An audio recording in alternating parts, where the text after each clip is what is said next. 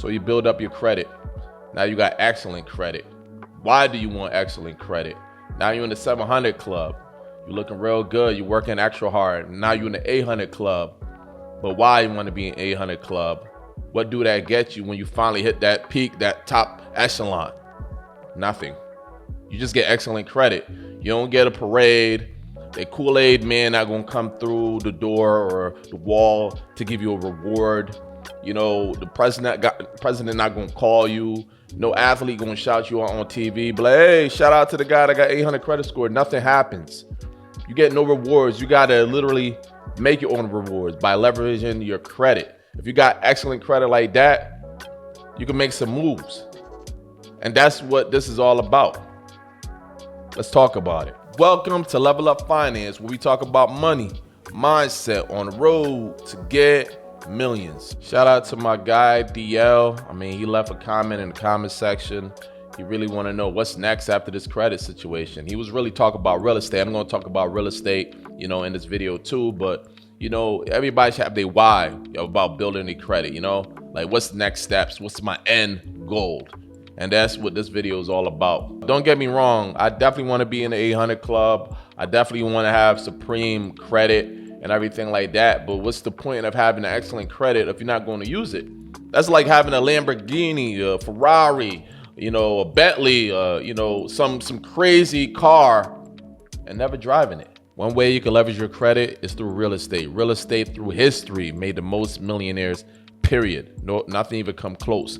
You can literally buy a piece of real estate, hold on for it for 10, 20 years. It could be worth hundreds of thousands of dollars without you doing anything, And you could do this thing called forced appreciation. Buy a piece of real estate that's not really in good condition. You fix it up, and then now all of a sudden it's worth $80,000 more, $100,000 more. If you build a garage, now it's all of a sudden worth such and such more. Even if you, build a garage for $10,000, it could be worth $20,000 more on the property. You fix the bathrooms, the kitchen.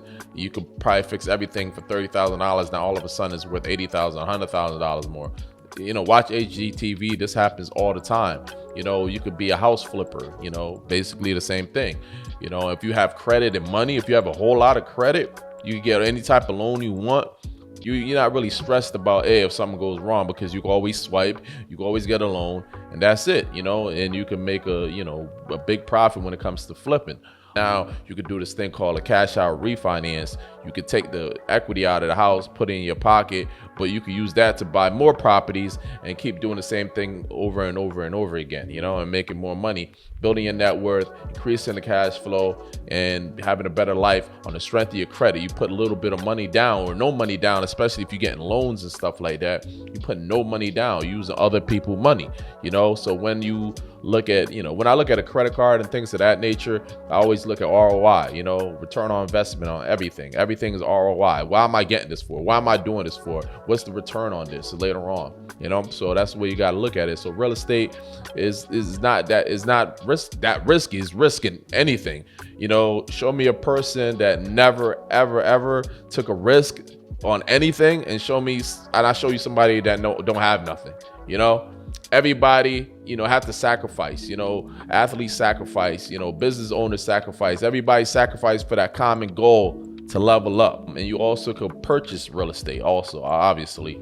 You could buy a single family up to a 4-family, and that's considered residential. There's a whole bunch of programs to get that for low money down, like FHA, VA is 0% down, USDA is 0% down. You also got conventional, you could go as low as 5% down. So there's a whole bunch of programs out there to get the regular Joe Smo into real estate. Also, it's a lot of tax advantages with real estate too. So if you get a loan for $25,000, got a loan for $10,000, you needed to put, hot water heaters in your place, you wanted to put new appliances in your place, all of that stuff is tax deductible. So you could turn, your income into a loss if you wanted to, and you get a bigger tax refund or whatever, or pay no taxes whatsoever. It all depends, but I'm not a CPA. This is not tax advice. This is just, what you could do with real estate.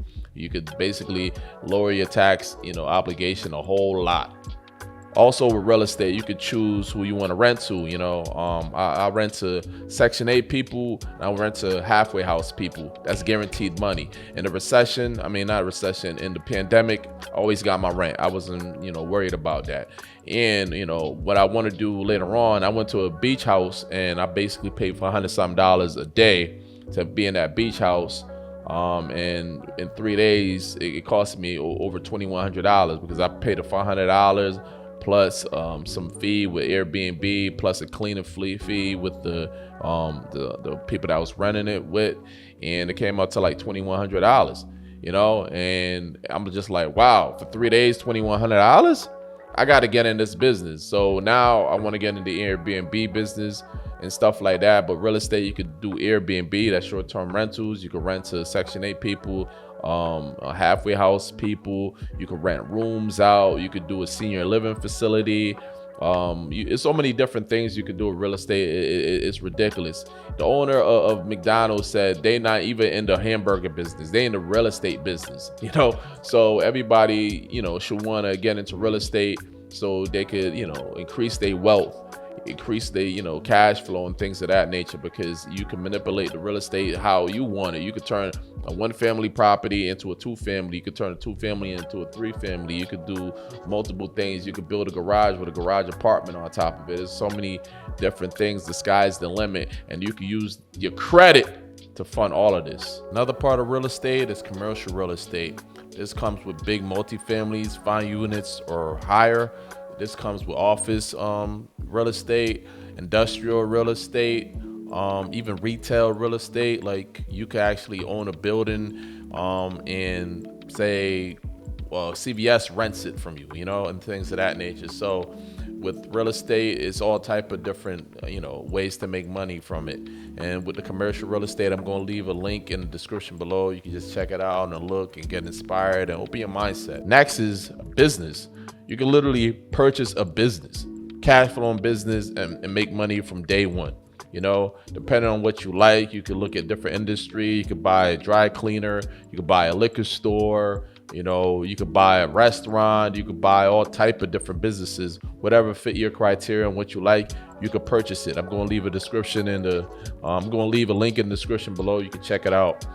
Get inspired, open your mindset, check what the possibilities is, because with this credit stuff, at the end of the day, you want that credit to do something for you so you can make money, so with your credit now, you can also purchase things to make money. Like you could do a pressure washer business. You need a pressure washer, obviously. I had a video in photography business, which I loved in the beginning, but then I started not liking it.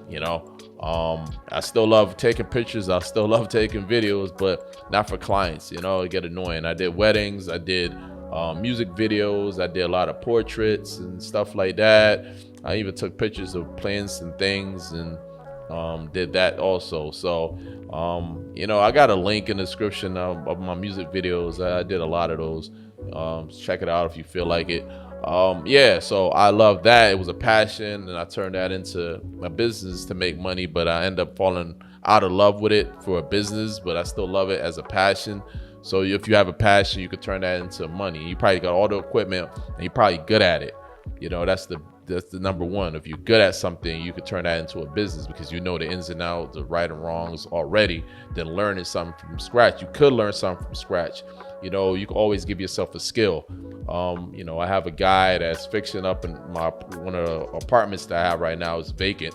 The tenant just moved out, and I'm fixing it up, putting new carpet, new flooring, did painting, did the ceilings for the bathroom and stuff like that. He charged me like $1,500 for that work or whatever, and that's strictly cash flow, strictly money for him.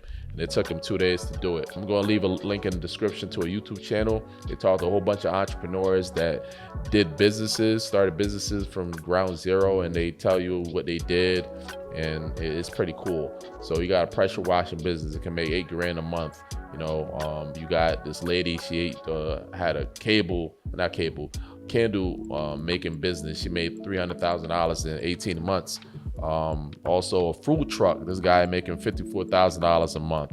a woodworking guy. You start making a buku amount of money, just, furniture. Like, he make a table, costs like $20,000, one table. But he's just got so good at his craft, and he got so busy, he started charging more. You have a car wrapping business. This guy made $835,000 in 1 year. Screen printing business. This guy made a lot of money too. So the businesses is countless. Whatever match your personality. If you don't like dealing with people, then you gotta deal with a business that don't deal with people that much. It's all on you. If you like the outdoors, then you can find a business that hit the outdoors for you. So many different businesses you could do, but you can leverage your credit to purchase all the equipment needed, and all the other back end stuff like the website and the tax stuff, software you need, and whatever else you need. So this is what you could do with your credit. Sky's the limit with your credit. All right. Instead of just buying nonsense that's not going to appreciate in value, going to bring you down. If you keep purchasing, if you keep buying, purchase your clothes, have fun with your life. But if that's all you're doing with your credit, and you just get into credit debt, and then you just have one way to pay your credit card, which is with a job, and that's it. And then you have so much bills that you're not really making no money. You need to leverage your credit to do some big boy moves. All right. So hopefully this open your eyes a little bit, give you, some ideas at the end of the day. Because if your goal is to get 800 credit, what for? To level up, or just so you can get new credit cards? Yeah, that shouldn't be the goal. So hopefully this help you out a little bit. Give me one of these. Subscribe if you're not already subscribed. And I'll talk to you on the next one, all right? Level up.